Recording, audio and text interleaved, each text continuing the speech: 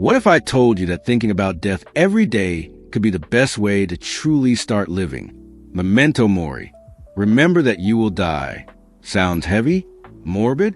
But what if I show you that this is actually the most powerful philosophy for valuing every second of your life?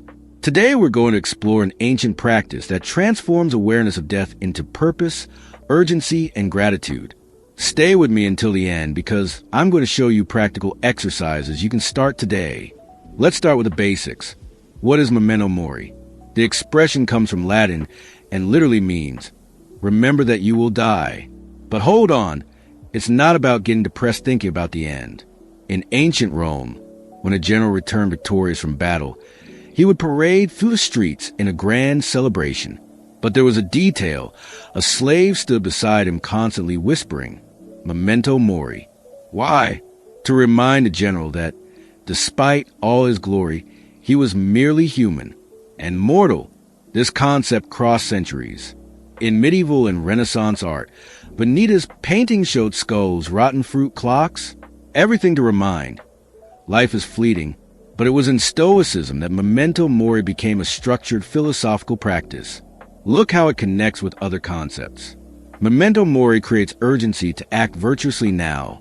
Amor Fati teaches us to accept everything that happens, even death itself. And Premeditatio Malorum mentally prepares us for future losses.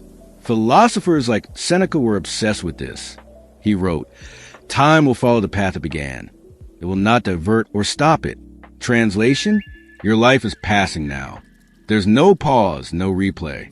Okay, but why the hell should I think about my death? What's the practical benefit of this? Simple, because it completely changes how you see time. Most people live as if time were infinite. I'll do that later. One day I'll travel. When I have time, I'll call that person. Memento Mori destroys that illusion. It transforms time into the most valuable resource you have, because it is the most valuable, and it's running out. This creates a powerful question. What are you postponing? What would you do today if you knew you only had 1 year to live? And it's not just about doing more. It's about doing what matters. Think with me. How many times have you lost hours arguing nonsense on social media? How many times have you failed to say I love you because you were lazy? How many times have you chosen comfort over growth? Death is a great leveler. It eliminates the noise, trivial worries, unnecessary dramas, the pursuit of status and material things.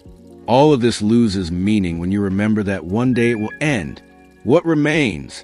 True relationships, meaningful experiences, the legacy you leave, the virtues you cultivate. And there's more. Memento Mori liberates you. Fear of failure, fear of rejection, fear of what others will think.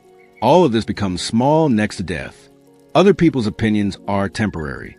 You are temporary. So why not live authentically your way? All right, all very beautiful in theory. But how do you transform this into practice? How do you incorporate Memento Mori into your routine?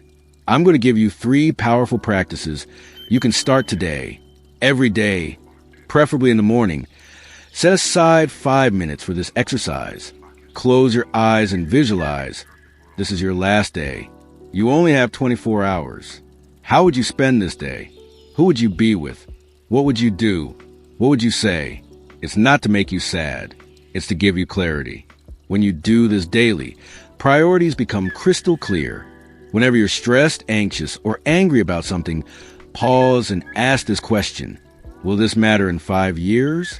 Will this matter on my deathbed? Most of the time, the answer is no. That silly argument, that delayed project, that mean comment on social media, everything turns to dust when you apply the mortality filter. And then you choose, waste energy on that or focus on what really matters. The human brain is visual, so use that to your advantage. Place a Memento Mori symbol somewhere you see every day. It could be a stylized skull, a clock, a phrase on the mirror, your phone wallpaper. The idea isn't to haunt you. It's to remind you. It's to interrupt autopilot and force you to think. Am I living the way I want? Marcus Aurelius, emperor of Rome and Stoic philosopher, wrote in his personal journal, you could leave life right now. Let that determine what you do, say, and think. He used this reflection to filter all his actions. And you can too. The Memento Mori journal is not a record of when you will die. It's a daily commitment to how you will live. Death is inevitable. That's not negotiable. But the legacy you leave, that's a conscious choice. Every single day. Living through the lens of mortality means living so that, in the final moment, you look back and see not a series of regrets, but journey lived with urgency, purpose, and gratitude. Memento Mori is not about dying. It's about living. It's about being grateful for today, because it's a finite gift, and each day that passes is one day less. So I ask you, what will you do differently starting today? Will you keep postponing your dreams? Will you keep holding back words that need to be said? Will you keep living on autopilot? Or will you start living as if each day mattered? Because it does. Start today, not tomorrow, not Monday. Today, make that call, write that message, take the first step on that project. Forgive that person. Be grateful you're alive, because one day you won't be, and there won't be a second chance. If this video impacted you in any way, leave a like, subscribe to the channel, and share it with someone who needs to hear this. And tell me in the comments, what's that thing you're postponing? What's the first action you'll take today? Memento Mori. Remember that you will die, so you never forget to live.